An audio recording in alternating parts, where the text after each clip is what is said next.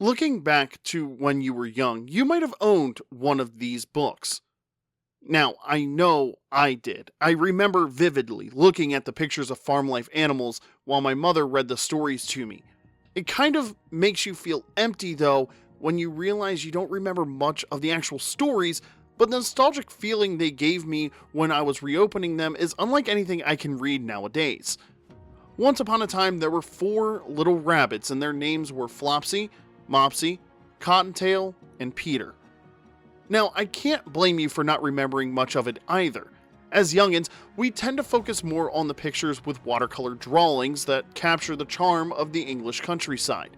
The books by Beatrix Potter were especially captivating to a certain young reader. The deeper meaning behind the stories, however, are often woven into simple tales which are easily but unconsciously remembered by children when they experience them.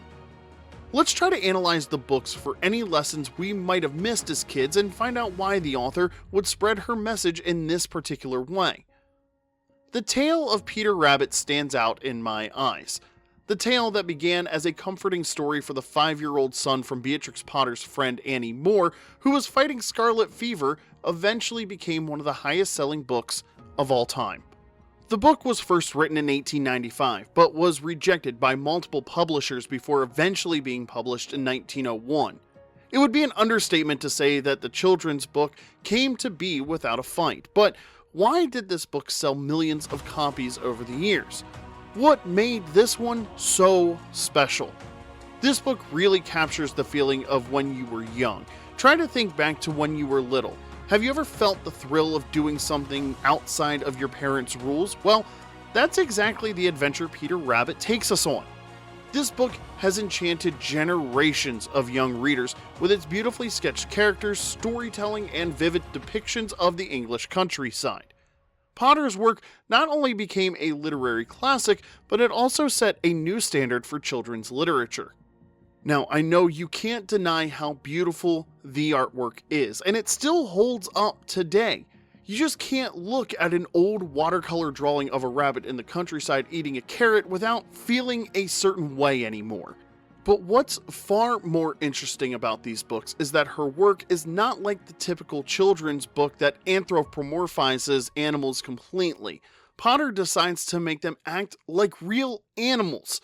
They still hunt, hide, and face dangers just like their real food chain counterparts. Though the idea of her work might be considered cute and wholesome, her stories don't stop there. They also reflect human struggles like survival, social interactions, and even death. Take, for instance, how Peter Rabbit's father was baked into a pie and eaten by Mrs. McGregor.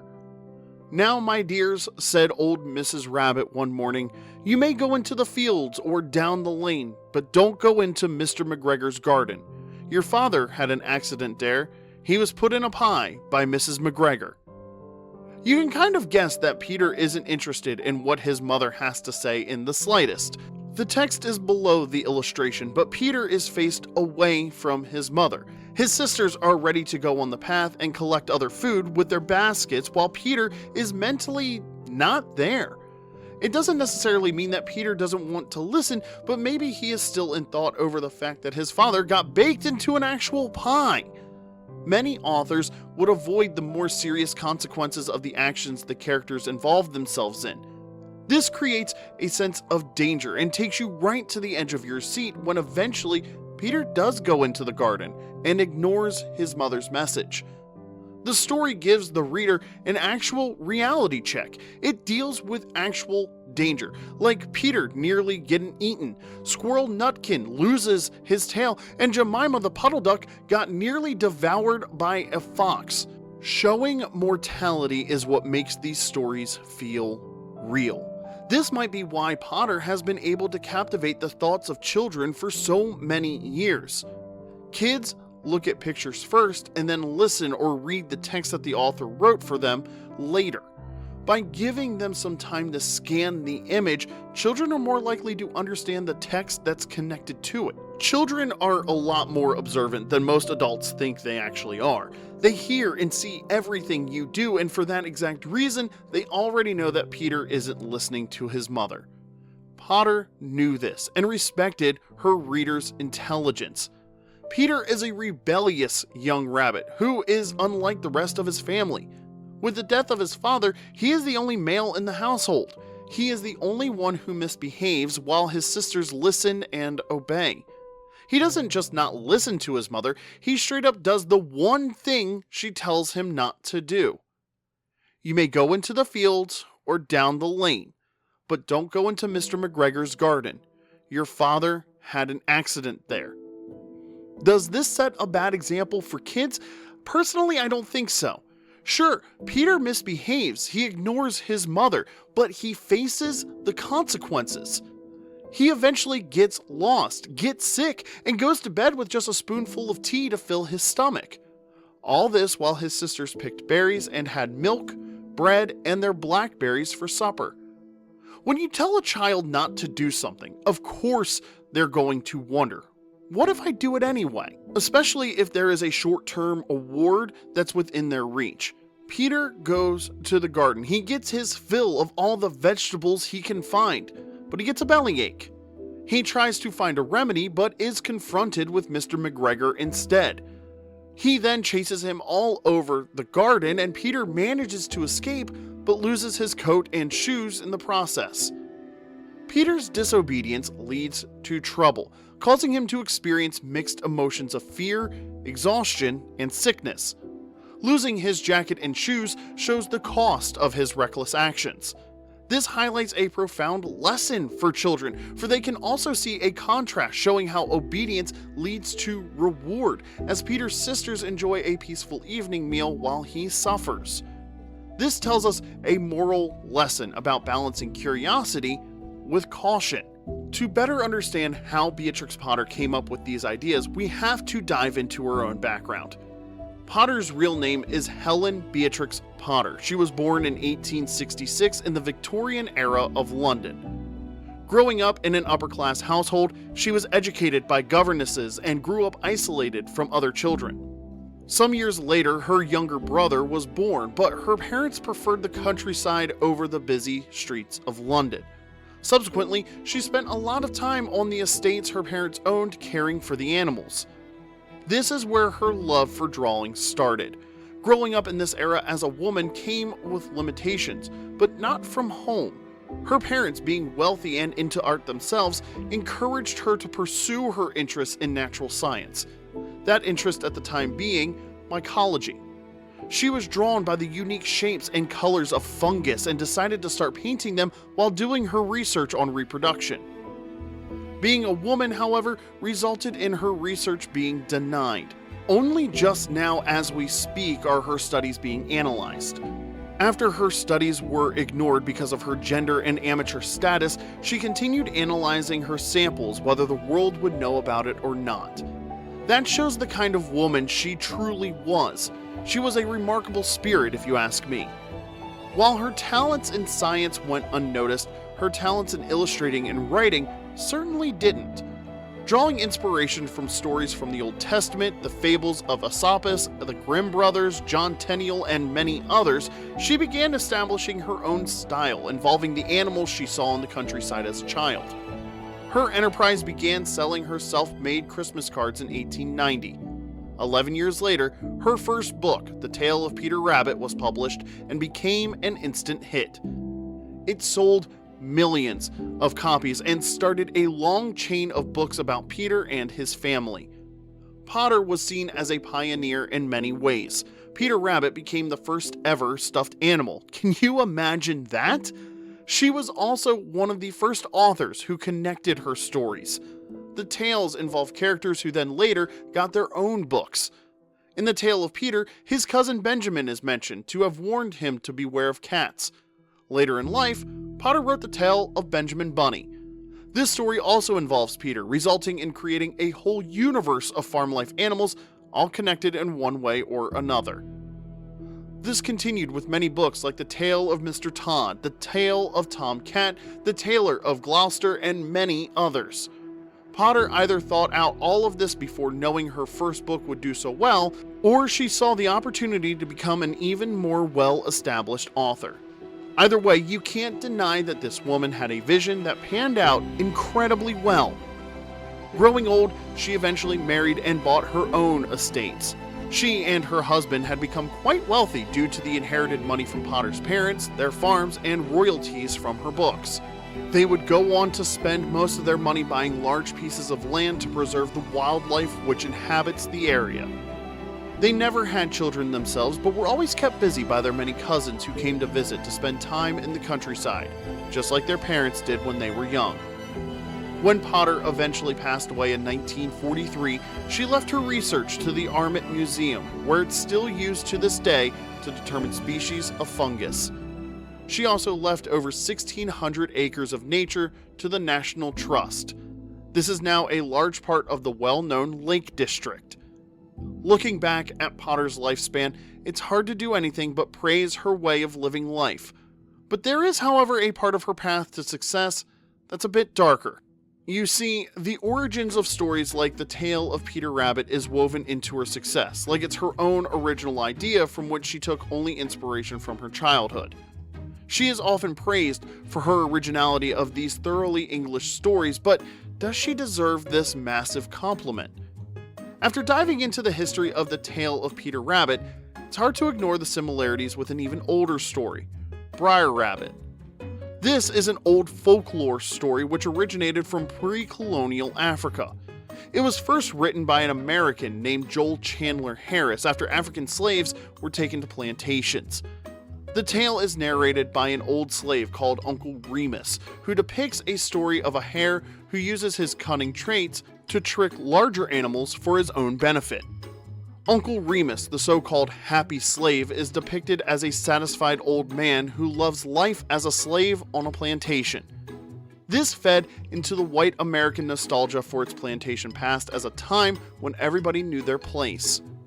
In this fantasy, unruly or childlike enslaved people were guided and cared for by benevolent white masters. The tale tells the story of a hare who wears jackets, hats, and lives on a farm.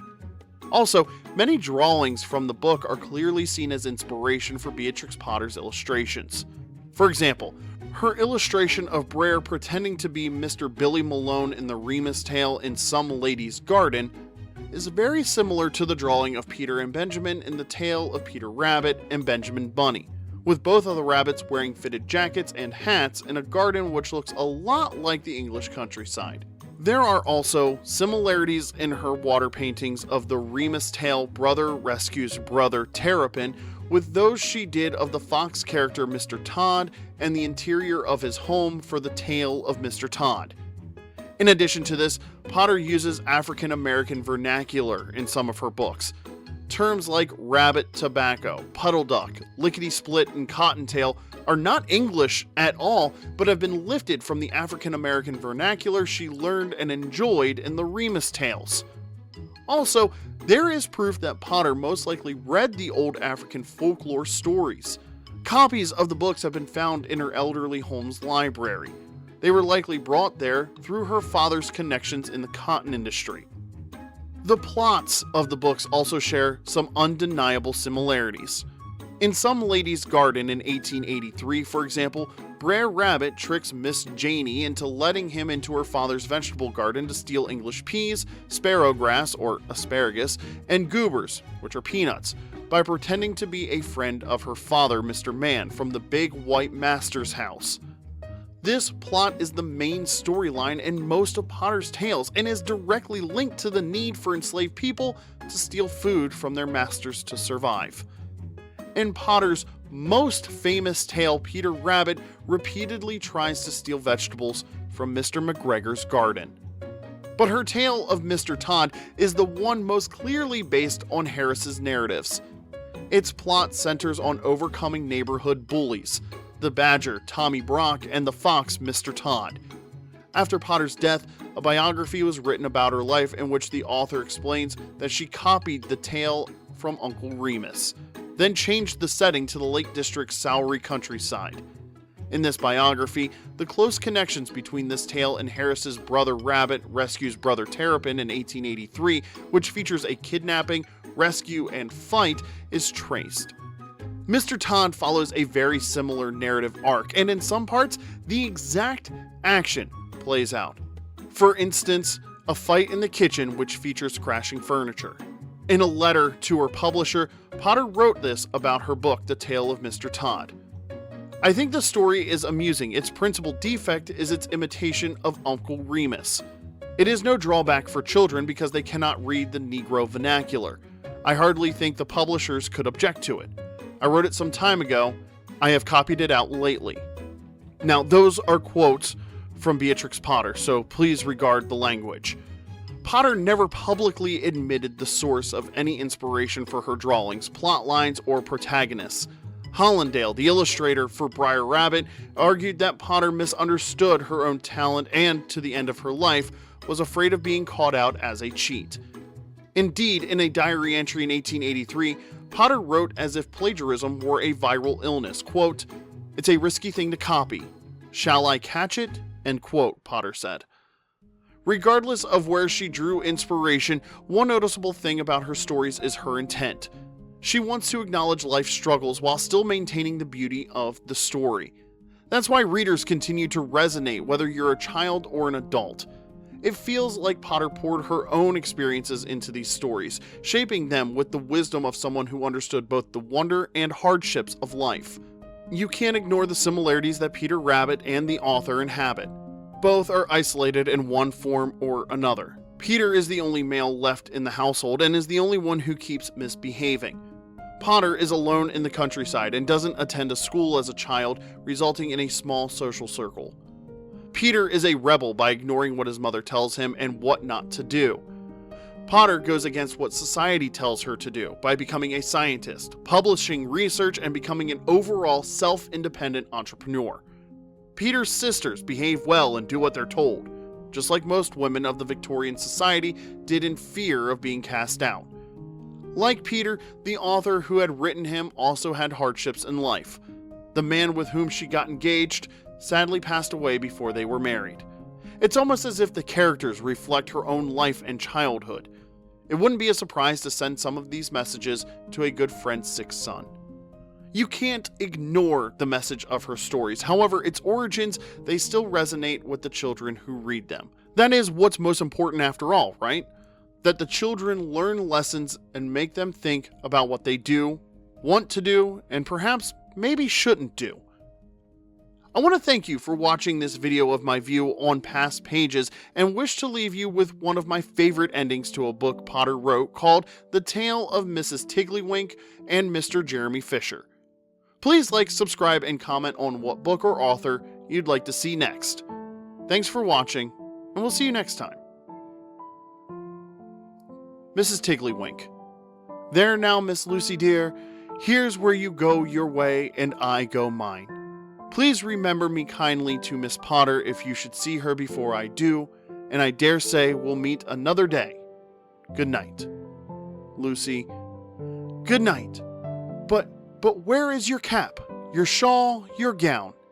If I didn't know better, Mrs. Tiddlywink, I should think that you were nothing but a hedgehog.